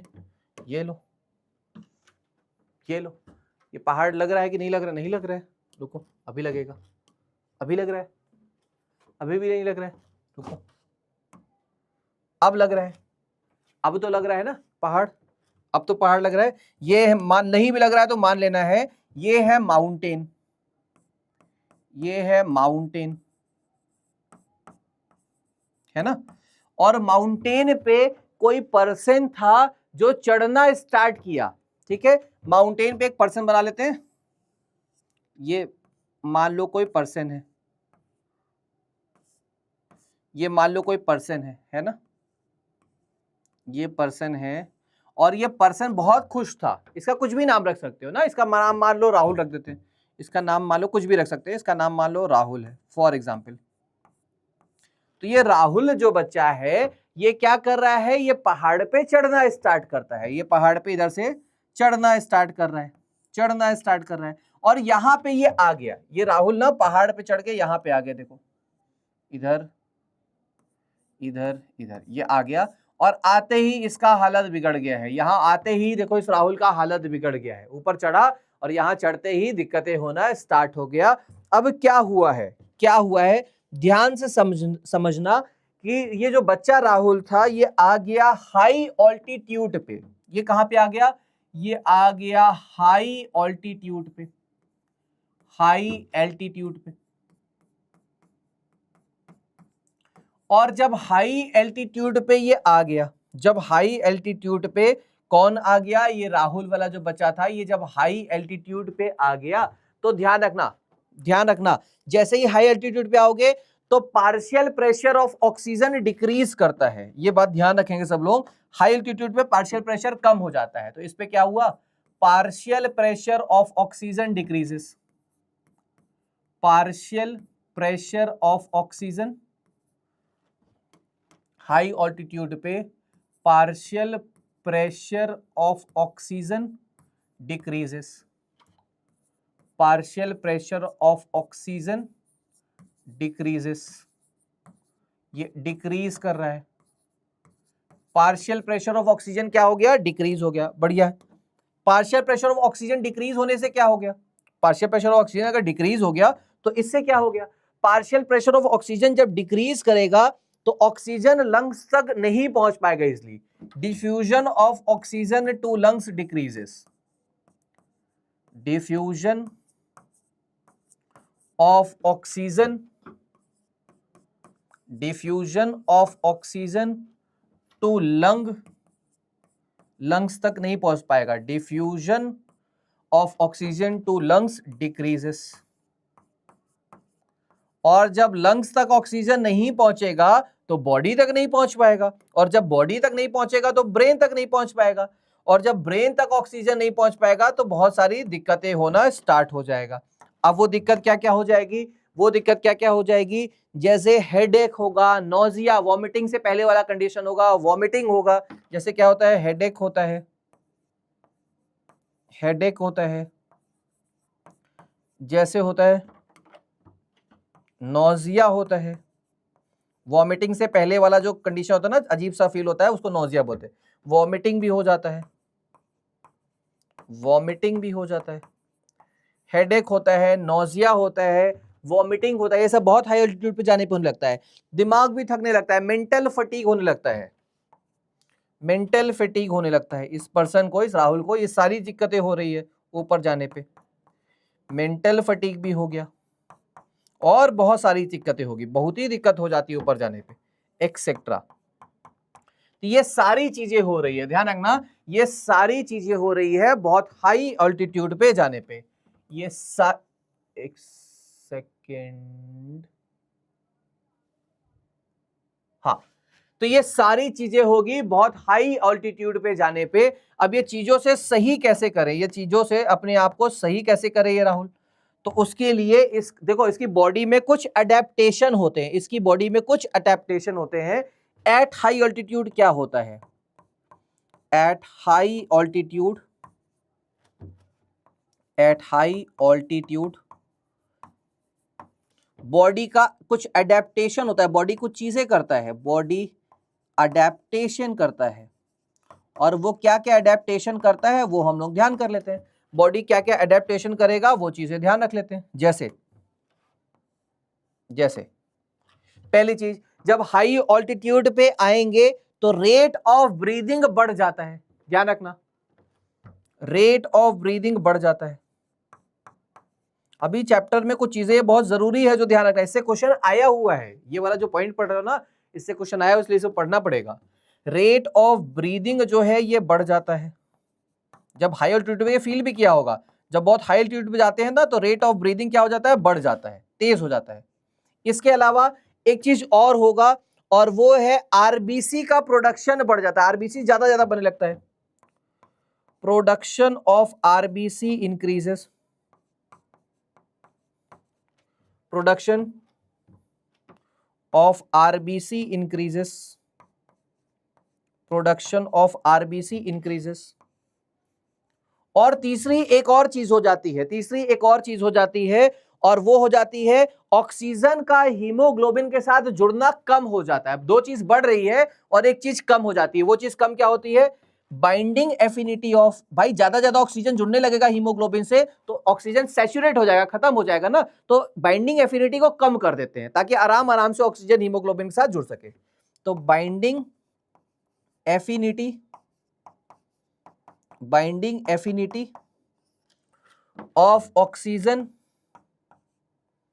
Of O2 with Hb decreases, with Hb ये कम हो जाता है। देखो दो चीज बढ़ रहा है और एक चीज कम हो रहा है, रेट ऑफ ब्रीदिंग बढ़ रहा है, प्रोडक्शन ऑफ आरबीसी बढ़ रहा है, लेकिन binding affinity of O2 with haemoglobin ये डिक्रीज कर रहा है। ये जो सारे सिम्टम यहां पे हो रहे थे, ये हेडेक, नोजिया, फटीग, ये सब चीज को बोलते हैं, ये सब चीज को बोलते हैं एल्टीट्यूड सिकनेस। ये सब चीज को मिला के एक नाम देंगे, इसको बोलेंगे एल्टीट्यूड सिकनेस, एल्टीट्यूड सिकनेस। ये सब चीज मिला के क्या कहलाता है? एल्टीट्यूड सिकनेस कहलाता है। और एल्टीट्यूड सिकनेस से बचने के लिए बॉडी ये सारी चीजें करती है। तो ये जो चीज यहां पे लिखी है ना, ये इंपॉर्टेंट है बच्चों, इसको ध्यान रखना,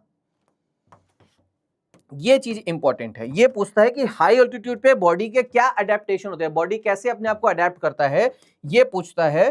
तो इसको अच्छे से सब लोग ध्यान रखोगे, ये इंपॉर्टेंट लाइन है इधर की, और इस पे क्वेश्चन आया भी हुआ है। और जान के ताज्जुब होगा कि ये क्वेश्चन केमिस्ट्री में आया है, बायोलॉजी में ना आके, जूलॉजी में ना आके, ये क्वेश्चन केमिस्ट्री में आया है। क्योंकि 12th की केमिस्ट्री में एक चैप्टर होता है सोल्यूशन, उस सोल्यूशन चैप्टर को जब आप पढ़ोगे ना, तो वहां इसका जिक्र किया गया है, ये वाली चीजों की बात की गई है। तो ये केमिस्ट्री में दिख जाता है क्वेश्चन ये वाला। इसको लिख लो, इसको लिख लो, सारी चीजें लिख लो, सारी चीजें लिख लो, अपने कुछ एडवांस में ये पॉइंट लिख लो।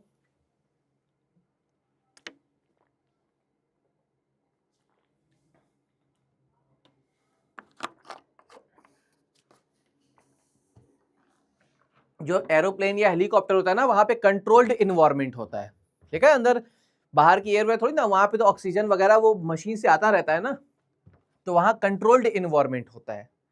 हम ये बात कर रहे हैं पहाड़ों की, पहाड़ पे चढ़ जाएंगे तब,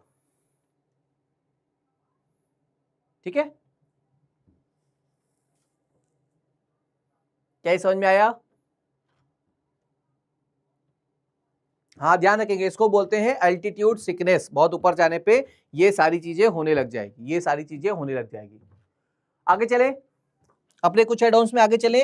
अब हम लोग क्या कर रहे थे, कुछ टर्म्स पढ़ लेते हैं, अपने कुछ टर्म्स पढ़ लेते हैं अपने कुछ एडवांस में ही। नेक्स्ट देखो, अपने कुछ एडवांस में नंबरिंग कर लो, बल्कि ये है नंबरिंग 1, ये पहली चीज जो पढ़ रहे थे। अब एक दूसरी चीज पढ़ लेते हैं, फिर ये खत्म हो जाएगा चैप्टर। सेकंड है कुछ टर्म्स हम लोग पढ़ लेते हैं,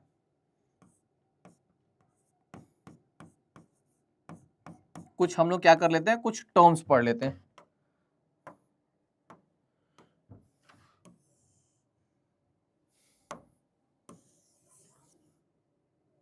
वो टर्म्स क्या क्या हैं, वो टर्म्स क्या क्या हैं, जैसे कुछ टर्म्स यहां बना लेते हैं।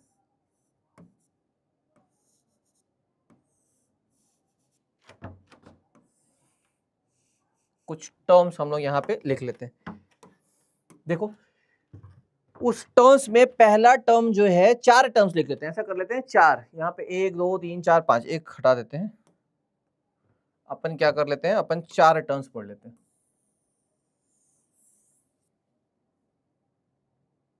4 टर्म्स हम लोग पढ़ लेते हैं। जैसे से पहला टर्म जो है, जो अपना पहला टर्म है, वो है एपनिया। इन सब का मतलब समझे, एपनिया, ये सब टर्म्स है, इसका मतलब समझना है अपने को, एपनिया। दूसरा जो टर्म है वो है यूपनिया, यूपनिया।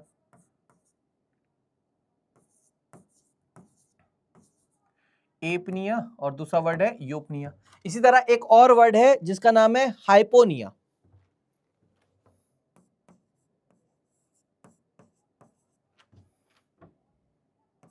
हाइपोनिया। इसी तरीके से एक और वर्ड है, देखो अपने को 4 टर्म्स पढ़ने हैं। एक और वर्ड है जिसका नाम है हाइपरनिया,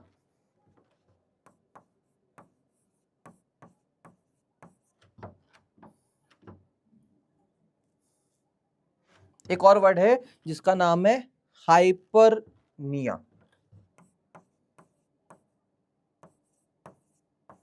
तो ये कुछ टर्म्स है जो अपने को थोड़ा सा क्वेश्चन सॉल्व करते समय ध्यान रखने, कभी कभी ये टर्म्स क्वेश्चन के फॉर्म में यूज कर लेता है। देखो सबसे पहले देखो जो वर्ड है वो है एपनिया। एपनिया का मतलब होता है ब्रीदिंग टेम्परेरी रुक जाए, cessation in breathing, cessation in breathing, cessation in breathing, cessation in breathing को हम लोग एक नाम देंगे, सीसेशन इन ब्रीदिंग को एक नाम देंगे, मतलब ब्रीदिंग जब रुक जाएगा, यहां पे लिख सकते हैं breathing stops temporarily, breathing stops temporarily, breathing stops temporarily, breathing stops टेम्पोरेरीली।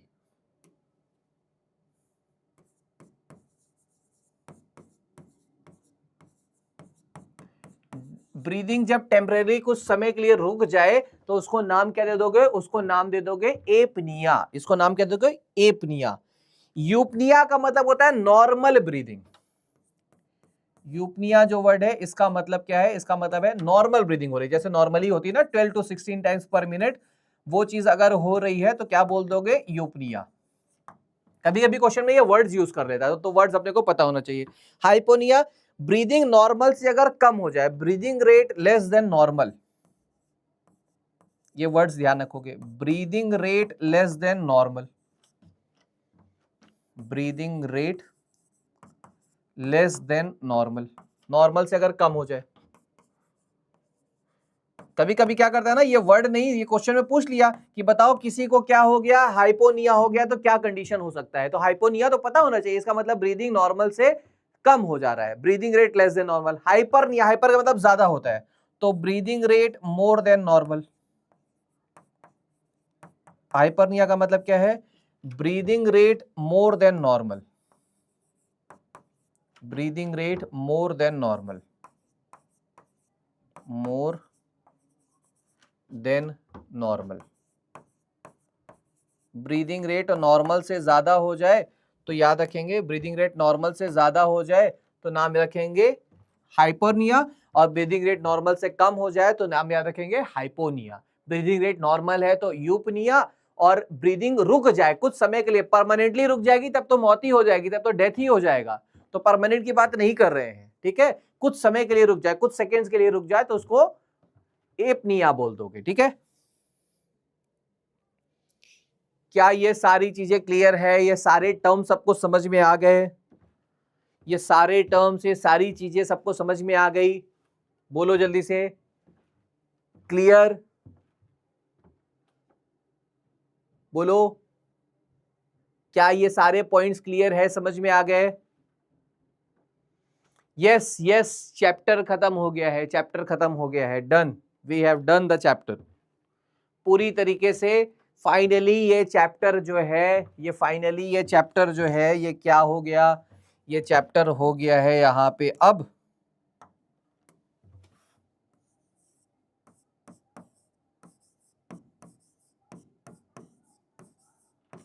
खत्म, ये चैप्टर हो गया है अब, ध्यान रखेंगे हम लोगों ने चैप्टर को स्वाहा कर दिया है, खत्म कर दिया है, ठीक है, done, we have completed the chapter.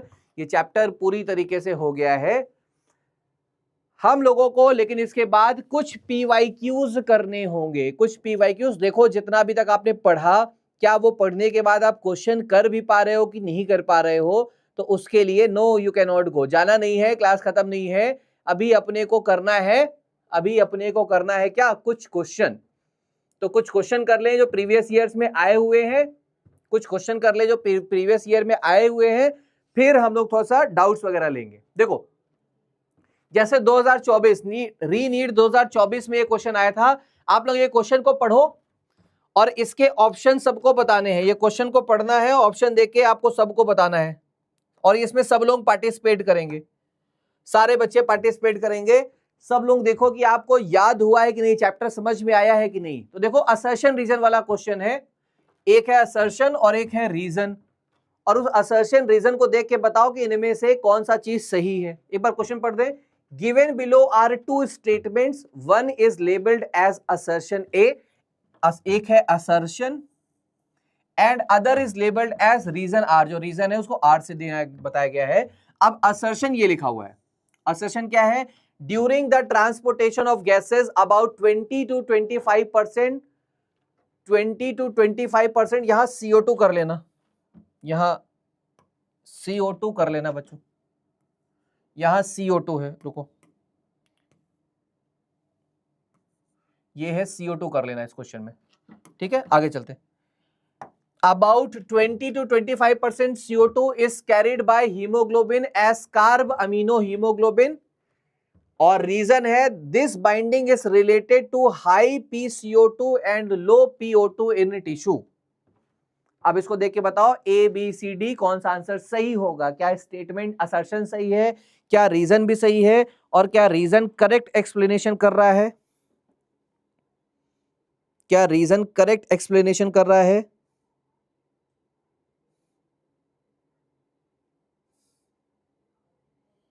जल्दी से देख के बताओ, क्या रीजन करेक्ट एक्सप्लेनेशन कर रहा है, कौन सा आंसर होगा, कौन सा आंसर होगा। चलो एक बार चेक करते हैं। During transportation of gases about 20 to 25% CO2 is carried by haemoglobin as carbamino haemoglobin. Yes, assertion सही है, असर्शन यहां लिख लेते, चलो अलग से लिख देते हैं। यहां पे जो असर्शन है, assertion is correct, assertion correct है।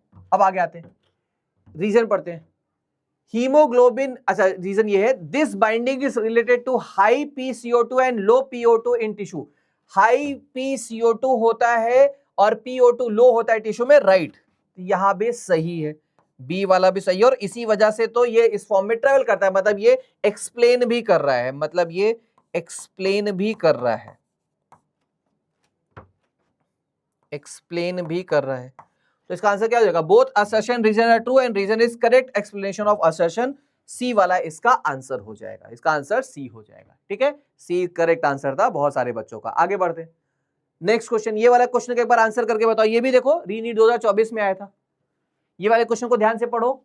मैच द फॉलोइंग वाला क्वेश्चन है, मैच द फॉलोइंग वाला क्वेश्चन है, इसको ध्यान से पढ़ो और सही इसका आंसर बता दो।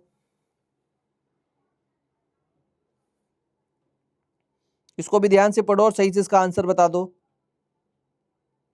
एक बार क्वेश्चन देख लो क्या है, अलग अलग वॉल्यूम्स और कैपेसिटी दी है और उसको मैचिंग में कराना है। अलग अलग वॉल्यूम और कैपेसिटी दी है और उसकी मैचिंग कराना है। कौन सा हो जाएगा,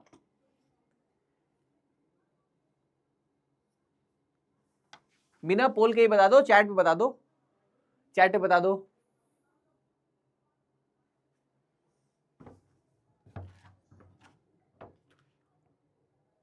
चैट पे बता दो जल्दी से, कौन सा हो जाएगा। सी वाला, सी वाला सब लोग बोल रहे हैं। चलो एक बार चेक कर लेते हैं, सी का मतलब ये वाला है, एक बार चेक कर लेते हैं। सबसे पहले है रेसिडुअल वॉल्यूम। रेसिडुअल वॉल्यूम क्या होता है, रेसिडुअल वॉल्यूम होता है फोर्सफुल एक्सपीरेशन करने के बाद भी एयर जो लंग्स में रह जाए, मतलब ए का होना चाहिए 3, ए का, चलो यहां लिखते चलते हैं, ए का होना चाहिए 3, ए का होना चाहिए 3। ए का 3 कहां दिया है, ए का 3 सिर्फ एक जगह दिया है, तो सीधे सीधे यही सही जगह, बाकी और भी चेक कर लेते हैं। टाइडल वॉल्यूम, अच्छा चलो बारी बारी करते हैं। फिर वाइटल कैपेसिटी, वाइटल कैपेसिटी क्या है, maximum volume of air that a person can breathe in after forced expiration. इसका मतलब बी का हो जाएगा सेकंड, बी का हो जाएगा क्या, फर्स्ट, बी का हो जाएगा फर्स्ट, बी का फर्स्ट दिया हुआ है, यस। फिर है एक्सपायरेटरी कैपेसिटी, एक्सपायरेटरी कैपेसिटी ये क्या होता है, एक्सपायरेटरी कैपेसिटी है ईसी, ईसी क्या है, total volume of air expired after normal inspiration. तो सी का हो जाएगा 4, सी का हो जाएगा 4, सी का 4 दिया हुआ है, यस सी का 4 दिया हुआ है। और डी जो है, डी क्या है, टाइडल वॉल्यूम, टाइडल वॉल्यूम क्या है, वॉल्यूम ऑफ एयर इंस्पायर्ड और expired during normal respiration, that is second. तो सभी बच्चे सही आंसर ही दे रहे थे, वेरी गुड वेरी गुड, बहुत बढ़िया बहुत बढ़िया, आराम आराम से क्वेश्चन स्वाहा होते जा रहे हैं। तो इसका मतलब इसका आंसर हो जाएगा सी, ज्यादातर बच्चे सी ही बोल रहे थे, गुड वेरी गुड, सही आंसर है ये। आगे बढ़े हम लोग, आगे बढ़े, आगे बढ़े।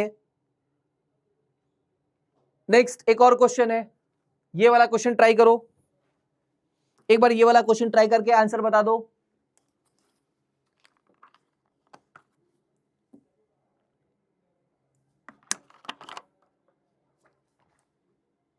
ये वाला क्वेश्चन ट्राई करके बता दो जल्दी से। जल्दी से कौन सा हो जाएगा, इसका आंसर बता दो।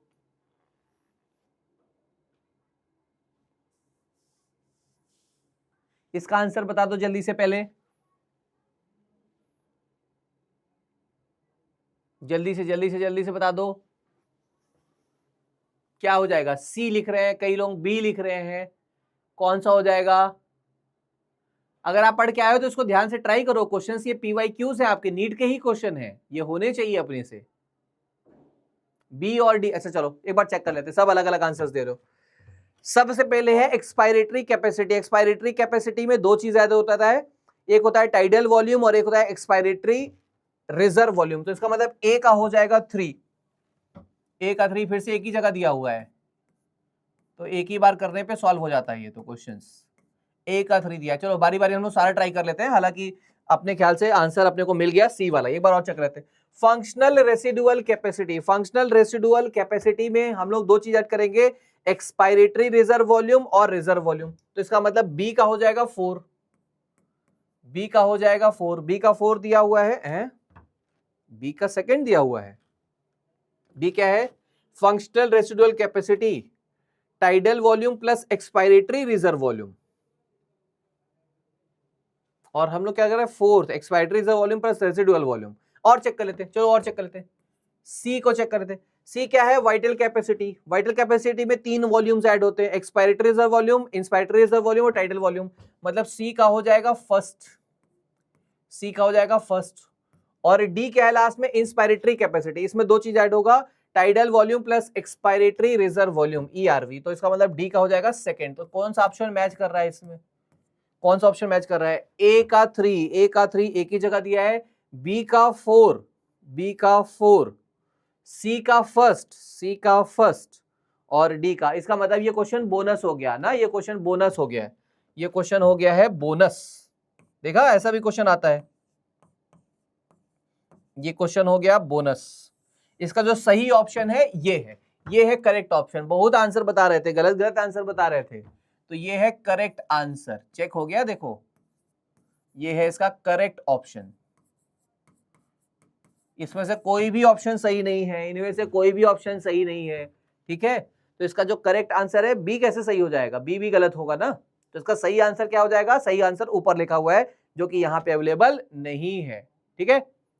आगे अब ध्यान से करना, ये वाले क्वेश्चन को ध्यान से देख के बताओ, 2023 का क्वेश्चन है, ये वाले क्वेश्चन को ध्यान से देख के बताओ,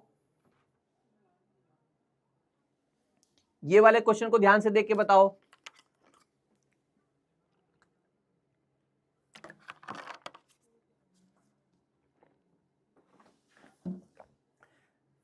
ये वाले क्वेश्चन को ध्यान से देख के बताओ।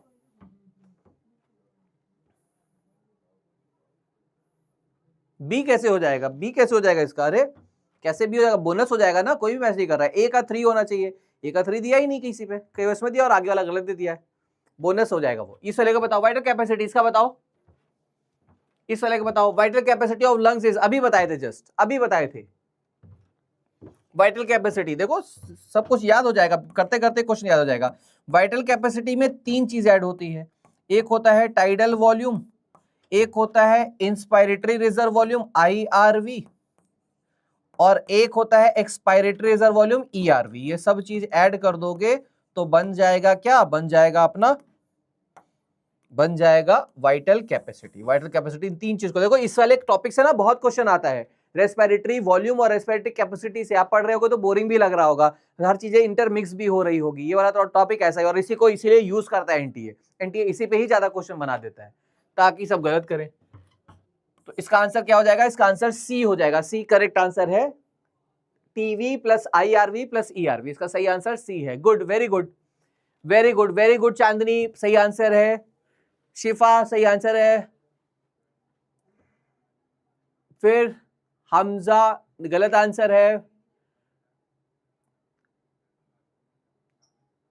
सही है, सही है, सही है।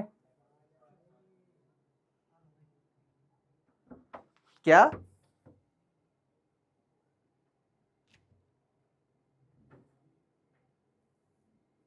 सही तो है, सही है, हाई PCO2 और high low PO2 in tissue. सही है वो बात, सही है। चलो चलो फोर्थ के बाद फिफ्थ क्वेश्चन का आंसर बता दो। चलो इसका आंसर बता दो। Under normal physiological condition in human being every 100 ml of oxygenated blood can deliver dash ml of O2। इसको O2 कर लो, dash ml of O2 to the tissue, dash ml of O2 to the tissue। अपने editor भैया ना ये सब देख रहे हैं, भेज रहे हैं अपने को, ताकि हम लोग ये करेक्शन यहां कर सके, है ना। ये सारा यहाँ पे आ रहा है ताकि देख रहे हैं कि मास्टर कुछ काम कर रहा है कि नहीं, इसीलिए हर क्वेश्चन में छोटी छोटे एरर्स। ये वाले बता दो इसका क्या हो जाएगा, इसका क्या आंसर हो जाएगा। Every under normal physiological condition in human being every 100 ml of oxygenated blood can deliver dash ml of O2 to the tissue। क्या हो जाएगा इसका आंसर। ए फॉर ए आ रहा है, ए फॉर अमन सर आ रहा है। वाह, नया बना दिए तरीका, ए फॉर अमन सर। देख लेते हैं सही आ रहा है कि नहीं। 100 ml ऑफ ऑक्सीजन ब्लड कितना ऑक्सीजन टिश्यू करता है, राइट। ये बात एक तो फिर से लिख देते हैं, रिवीजन भी हो जाएगा, रिवीजन कर लेना कि 100 ml का ऑक्सीजनेटेड ब्लड, इसको यहां लिख लेते हैं, इसको यहां लिख भी लेते हैं कि 100 ml oxygenated blood, 100 ml oxygenated blood कितना ऑक्सीजन भेजता है, कितना ऑक्सीजन भेजता है किसको, कितना ऑक्सीजन भेजता है टिश्यू को, 5 ml। कितना भेजेगा, 5। नॉर्मल फिजियोलॉजिकल कंडीशन पे 5 ml भेजेगा। और यही अगर बात करें 100 ml D oxygenated blood, 100 ml D oxygenated blood की बात करें तो 100 ml डी ऑक्सीजनेटेड ब्लड जो है ये कितना CO2 भेजेगा एल्विलाई के पास, 4 ml। ये दोनों डाटा याद रखना, ये दोनों ऑक्सीजनेटेड ब्लड की बात करेगा तो 5 ml, डी ऑक्सीजनेटेड ब्लड की बात करेगा तो 4 ml एल्विलाई तक जाएगा। इसका सही आंसर जो है, सही आंसर हो जाएगा 5 ml। ऑक्सीजन के बारे में पूछा है, 5 ml is correct answer. Next question number 6, Which of the following is not the function of conducting part of respiratory system? इसको देख के बता दो, इस वाले का आंसर बता दो, इस वाले का बता दो।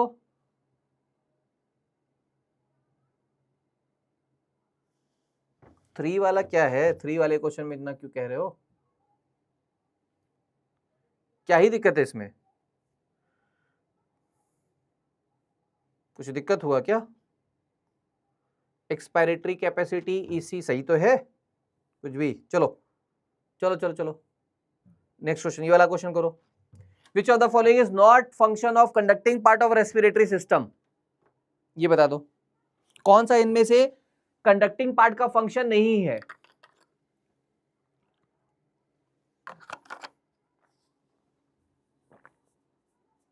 कौन सा इनमें से रेस्पिरेटरी पार्ट का फंक्शन नहीं है,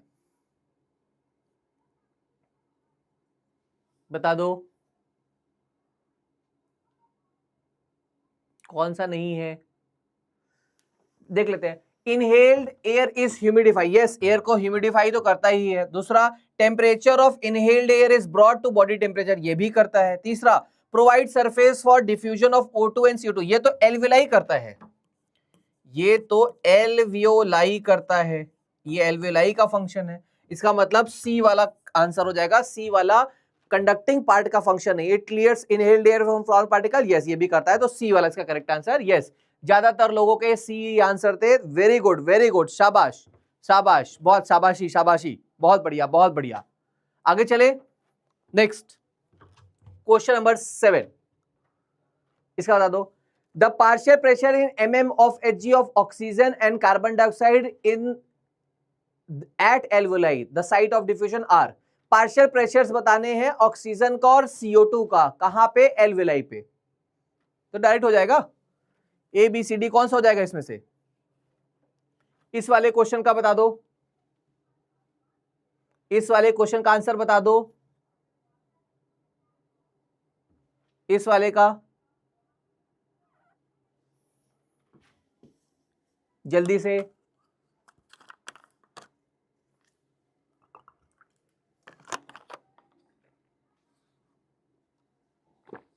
इसका क्या हो जाएगा, पार्शियल प्रेशर वाली टेबल से उसको याद कर सकते हो। ऑक्सीजन का पार्शियल प्रेशर हो जाता है 104 और CO2 का पार्शियल प्रेशर हो जाता है 40 mm ऑफ Hg। डायरेक्ट इसको याद रखना है। तो सेवेंथ वाले का जो आंसर हो जाएगा वो आंसर हो जाएगा डी। सेवेंथ का जो आंसर हो जाएगा वो हो जाएगा डी। नेक्स्ट, ये H+ है, ये हर जगह H+ है, इसको सही कर लेते हैं। ये जो है ना, ये है H+, H+ की बात हो रही है, HZ नहीं है, वो H+ है।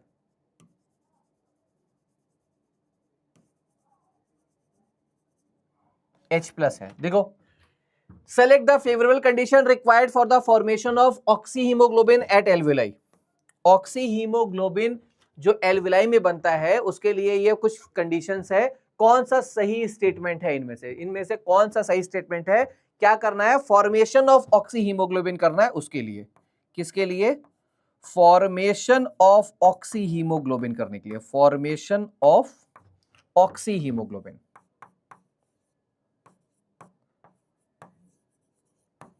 Formation of oxyhaemoglobin. जल्दी से, फॉर्मेशन ऑफ ऑक्सीहीमोग्लोबिन कौन सा कंडीशन है? PO2 हाई होना चाहिए। देखो PO2 हाई कहां पे है?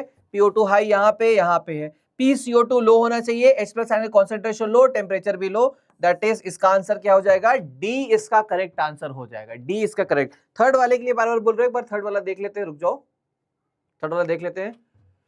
थर्ड वाले में क्या कह रहे हो, फिर चेक कर लेते हैं। Expiratory capacity. एक्सपायरेटरी कैपेसिटी का मतलब यह है कि इसमें दो चीज ऐड होगा, एक टाइडल वॉल्यूम और एक एक्सपायरेटरी रिजर्व वॉल्यूम। हाँ, राइट, ये बोनस नहीं है, ये बोनस नहीं है। वेरी गुड, अरे बहुत बढ़िया। ये बोनस कैसे हो गया? इसको फिर से मैच कराते हैं, इसको फिर से मैच कराते हैं। ये बोनस नहीं होगा ना। पहले एक्सपायरेटरी कैपेसिटी, टाइडल वॉल्यूम और एक्सपायरेटरी रिजर्व वॉल्यूम है ना, तो ए का सेकंड हो जाएगा। अरे बोनस नहीं है ये, ए का हो जाएगा सेकंड। बी की बात कर लेते हैं, ए का सेकंड है ना, ये देखो ये लिखा हुआ है, ये दो ही चीज तो ऐड करते हैं। Functional residual capacity, functional residual capacity में एक्सपायरेटरी रिजर्व वॉल्यूम और साथ में ऐड करते हैं रेसिडुअल वॉल्यूम। इसका मतलब हो जाएगा बी का हो जाएगा फोर्थ, बी का हो जाएगा फोर्थ। सही बैठ रहा है, सही बैठ रहा है, अभी तक ये सही आ रहा है। आगे देखते हैं। वाइटल कैपेसिटी में तीन चीज ऐड करते हैं, 1 2 3, तो वाइटल कैपेसिटी का मतलब फर्स्ट हो जाएगा। और लास्ट में जो डी वाला है, इंस्पायरेटरी कैपेसिटी, उसमें टाइडल वॉल्यूम प्लस इंस्पायरेटरी, तो इसका हो जाएगा 3। तो इसका मतलब ये जहां भी ऑप्शन दिया होगा, ए का सेकंड, बी का 4, सी का फर्स्ट और डी का, सही है। ये क्वेश्चन बोनस नहीं होगा, ये क्वेश्चन बोनस नहीं होगा, इसका सही आंसर बी होगा। राइट, वेरी गुड, सही है। मैचिंग गलत हो गई थी, तो अपना जो आंसर है, ए का हो जाएगा सेकंड, बी का 4, सी का फर्स्ट और डी का थर्ड। थर्ड वाला बोनस नहीं है, इसका सही आंसर दिया हुआ है, सेकंड इसका सही आंसर है। ठीक है, करेक्शन कर लेना, इसका करेक्शन कर लेना, सही है इसका। फॉर्मेशन ऑफ ऑक्सीहीमोग्लोबिन के लिए कुछ कंडीशंस है, फॉर्मेशन ऑफ ऑक्सीहीमोग्लोबिन के लिए कुछ कंडीशन है, वो कंडीशन सब लोग याद रखना। Partial pressure of O2 high होना चाहिए, पार्शियल प्रेशर ऑफ CO2 जो होता है ये लो होना चाहिए, H+ आयन का कॉन्सेंट्रेशन भी लो होना चाहिए और टेम्परेचर भी लो होना चाहिए। जो एनसीईआरटी में दिया है वो इतनी चीजें हैं, तो ये कंडीशन था। साथ में अगर 2,3 बिसफॉस्फोग्लिसरेट भी बोले तो वो भी लो होना चाहिए। ठीक है, तो इसका डी वाला आंसर हो जाएगा 8th वाले का। नेक्स्ट, 9th वाला बता दो एक बार, 9th वाला बता दो, 9th वाला मिला दो जल्दी। सही था वो आंसर, सही था, थर्ड वाला बोनस नहीं था। अब इसका बता दो, 9th वाले को बता दो।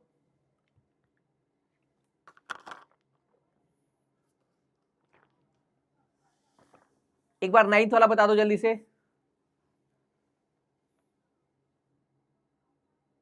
9th वाला बता दो, ABCD कौन सा आंसर हो जाएगा इसका? Select the correct events that occur during inspiration. Inspiration में करेक्ट इवेंट बताना है अपने को। इंस्पायरेशन पे अपने को करेक्ट इवेंट बताना है, इनमें से देख के कौन सा हो जाएगा। जल्दी से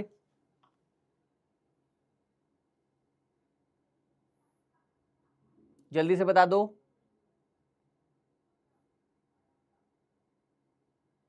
कौन सा हो जाएगा?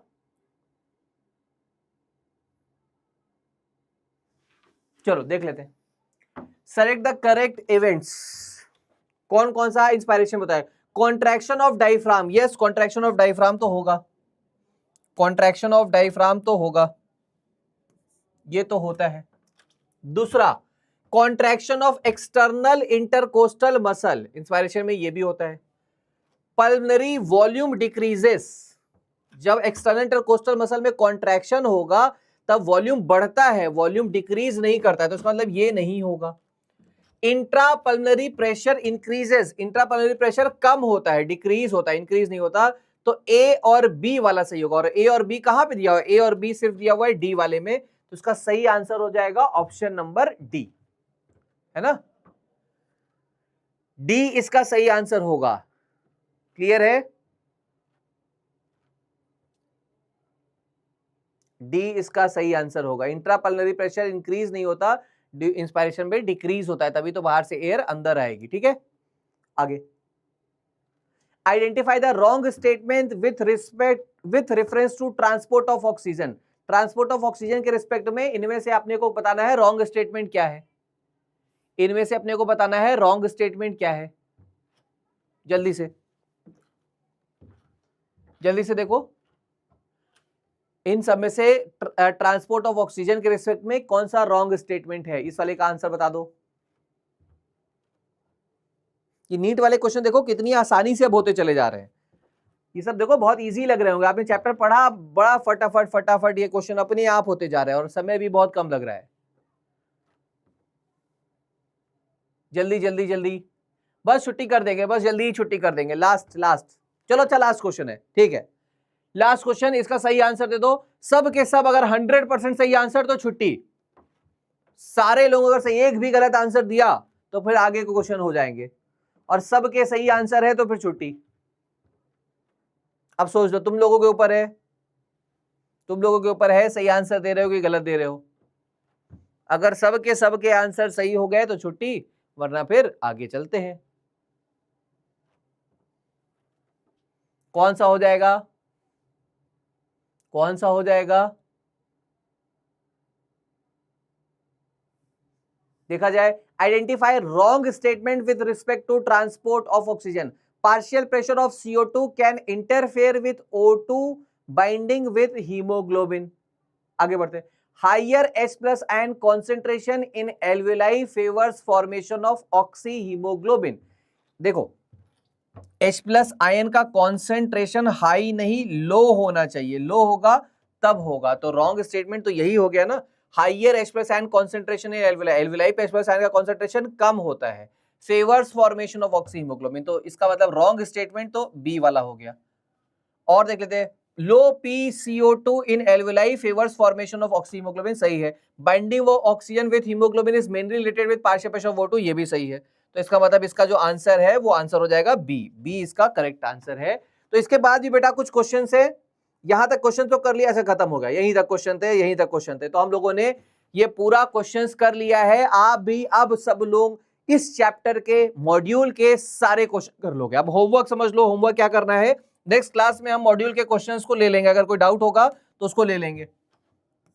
आप सबसे पहले करोगे रिवीजन ऑफ फुल चैप्टर। अब चैप्टर खत्म हो गया है तो पूरे चैप्टर का रिवीजन करोगे। Revision of full chapter from class notes, revision of full chapter, पूरे चैप्टर का रिवीजन करोगे, और वो भी क्लास नोट से। रिवीजन ऑफ फुल चैप्टर और कहां से? क्लास नोट से करोगे। पहली चीज, जो कॉपी में आपने लिखा है वो उसको पूरा अच्छे से रिवाइज करोगे। दूसरा बहुत जरूरी चीज है कि अपने को क्या क्या करना है, अपने को अब करना है NCERT full chapter reading. NCERT full chapter reading, पूरा चैप्टर अब रीड करोगे। ब्रीदिंग एक्सचेंज ऑफ गैसेस, पूरा चैप्टर अच्छे से रीड करोगे। NCERT फुल चैप्टर रीडिंग, जब ये हो जाए तो तीसरे नंबर पे आज की जो DPP आएगी, DPP सॉल्विंग करोगे। DPP सॉल्विंग करोगे। जब DPP सॉल्विंग हो जाए तो फिर करोगे ऑल मॉड्यूल क्वेश्चन सॉल्विंग, सारे मॉड्यूल के जो क्वेश्चन है अब सॉल्व करोगे, ऑल मॉड्यूल क्वेश्चन सॉल्विंग करोगे, ऑल मॉड्यूल क्वेश्चन सॉल्विंग करोगे। और मॉड्यूल के कौन कौन से क्वेश्चन है, मॉड्यूल के क्वेश्चन है, मॉड्यूल के कौन कौन से क्वेश्चन है, मॉड्यूल के क्वेश्चन है कॉन्सेप्ट चेक सारे करोगे, कॉन्सेप्ट चेक जो है सभी कॉन्सेप्ट चेक को करोगे ऑल। इसके अलावा एक्सरसाइज 1 के सभी क्वेश्चन करोगे, इसके अलावा एक्सरसाइज 2 के सभी क्वेश्चन करोगे, इसके अलावा एक्सरसाइज 3 एंड एक्सरसाइज 4, एक्सरसाइज 3 और 4 के सभी क्वेश्चन को सॉल्व करोगे। मतलब आपको पूरे मॉड्यूल के क्वेश्चन को सॉल्व करना है, जितने भी क्वेश्चन मॉड्यूल दिए उतने ही इनफ है, उतने ही आप सॉल्व कर लोगे तो बहुत है, ठीक है।